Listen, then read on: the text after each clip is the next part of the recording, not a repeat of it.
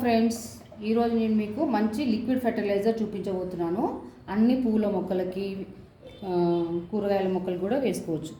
Night మిగిలిపోయిన rice అందులో కొంచెం వాటర్ వేసి 3 days ఫర్మెంట్ చేసుకోవాలి. అట్లనే మిగిలిపోయిన పుల్లగా ఉన్న మజ్జిగ కానీ పెరుగు కానీ దాన్ని కూడా కొన్ని వాటర్ వేసి ఇది కూడా ఫర్మెంట్ చేయాలా 3 days వరకు.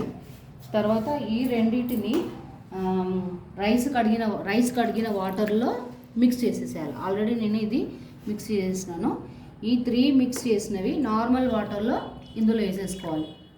నార్మల్ వాటర్లో 10 liters మన నార్మల్ వాటర్లో ఇది ఒక 1 liter లేక 1.5 liter నార్మల్ వాటర్లో ఈ ఫర్మెంటేషన్ లిక్విడ్ని ఇలా మిక్స్ చేసేసుకొని మనము ఇట్లా ఈ పూల చెట్లకి ఇచ్చే ముందు ఏం చేయాలంటే చెట్టు మొదట్లో మనం కొంచెం మట్టిని లూజ్ చేసుకోవాలి. ఇలా మొత్తం మొదట్లో అంతా లూజ్ చేసేసుకున్న తర్వాత మనం ఇలా కొంచెం కొంచెం ఇచ్చేసేయాలి. ఇట్లా అన్ని చెట్లకు ఇచ్చేయచ్చు. ఇదే లిక్విడ్ని మనము చెట్ల పైన కూడా ఇలా స్ప్రే చేయొచ్చు. ఏమైనా ఫంగస్ ఉంటే కూడా వెళ్ళిపోతాయి.